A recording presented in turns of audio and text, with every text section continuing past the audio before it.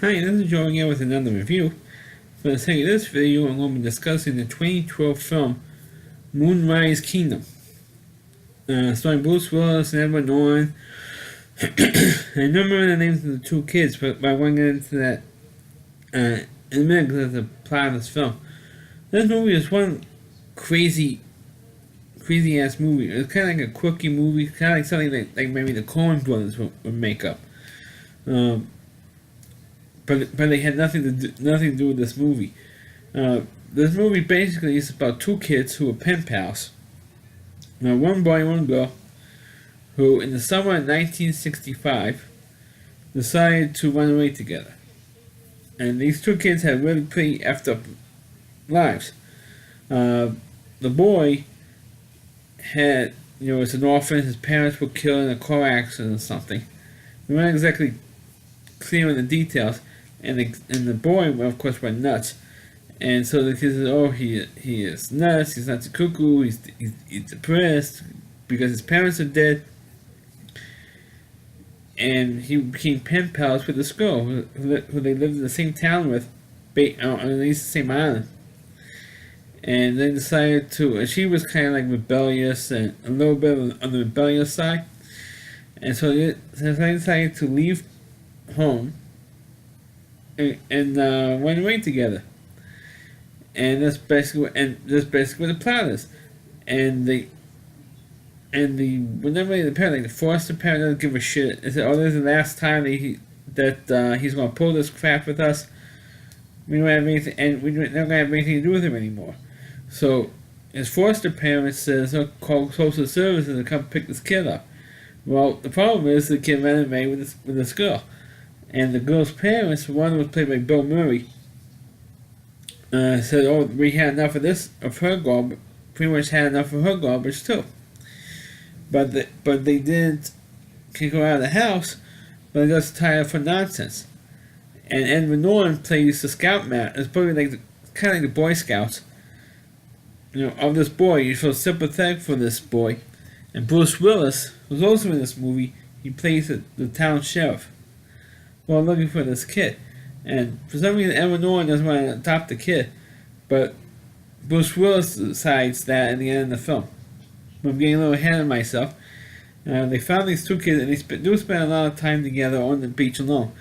And you get a little bit pervy here because there's no way that a girl who is as beautiful as this girl is, and she was about the girl who played the part was about like 14 years old at the time of this movie, so.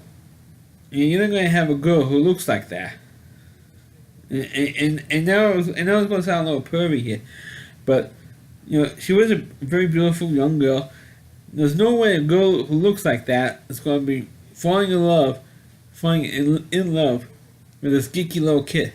And I mean, it's kind of like my very first movie review, Lucas. But there's no way that a girl who looks like that is going to fall in love with a nerdy kid. The skinny nerdy kid with the big glasses and stuff. It's not gonna happen. But fortunately, in this movie, it did happen. But fortunately, they're not 15, 16-year-old kids. They're both of them were 12-year-olds. And it was a little unnerving to see a love story of two 12-year-old kids. Right? Considering how pretty the girl was, it's still a little. A little pervy to watch a movie like this and say a love story of a 12-year-old. This is not Romeo and Juliet, folks. I mean, it's a different story. Especially because there's one particular scene where after they went swimming, you see the girl in her underwear, wearing nothing but a bra and her panties, and she's dancing on the beach. With the boy she ran away with, they were dancing on the beach. And then he has her arms wrapped around the girl, and and they were kissing. They were actually French kissing at one point, and then she gave him a big hug, and felt that his little manhood there was hot. He developed a boner for her, and who wouldn't? Because she was hot. I mean, I'm not saying that she wasn't hot. She was a beautiful girl, but she felt that he had a boner because they hugged so close and tight to each other that she felt that he had a boner. And it said, you don't mind, do you? Said, no, I like it. And the girl said, oh, I like it. That you have, then your dick is hard. She didn't say it that way, but she didn't mind it at all. And then the girl let him. And then the scene they see all the time on the movie, because every time you turn on the channel, on the Showtime channel that had that movie, that was the scene that was always on. Was this particular scene, and she let him touch her boobs. And he said, "Oh, I hope they do get bigger," And she said a line like that, and then the next morning, that's when they got found out, or found by the scout troop that the boy was in, and they found the two of them were hugging each other, in the bed there in the tent. So you see that in this movie. So it's kind of like a little pervy to see two 12-year-olds. Like I said, in reality, the girl played. I don't know about the boy, but the girl was about 14 when this movie came out. So even so, it's kind of disturbing to see these two young kids in a compromised position like that. They were not naked, but they were definitely in their underwear, and to see something like that. I mean, it's surprising that they didn't get enough of a flack for that stuff, because it's pervy, it's perverted to see two young 12-year-olds like that in a compromised position like that. But then at that point, they try and keep the two kids away from each other. But then they ran off again a second time with the help of the boys' scout troop. Even though a lot of them said, "Oh, this kid was a weirdo" and all that stuff. And when they were found the second time, the girl stabbed one of the boys in the Boy Scout troop with a pair of scissors. At first, you thought it was the boy who did it, but it was the girl who stabbed this other kid, and nearly damaged his kidneys because of where she stabbed him. And you had all that stuff going on. But at the end, they got together and they allowed the kids to stay friends at the end of the movie. And you don't know where the relationship's going to go afterwards.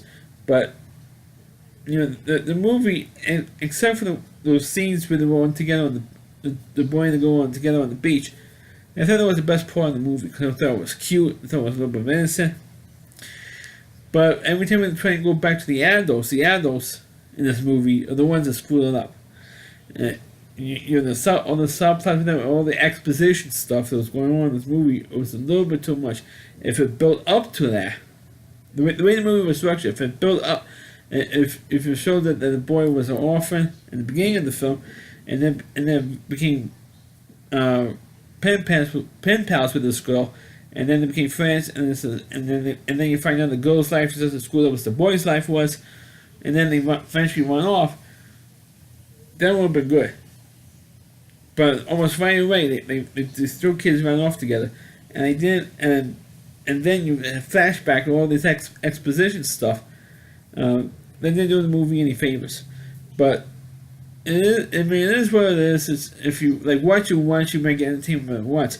But if you see it again and again and again, then you're gonna find the problems with it. And at least I did. So that's my review of the movie Moonrise Kingdom. Please click on the video, please rate it. Please subscribe to my channel. Please forward this video to your Facebook pages. You can check out all my reviews not only on my YouTube channel, but at rowdyc.com. That's all WDY. Then C.com. That's the homepage of the Rowdy Reviewer, Chris Lee Moore. And please check out all of his videos on this website. Thanks for watching. Catch you next time.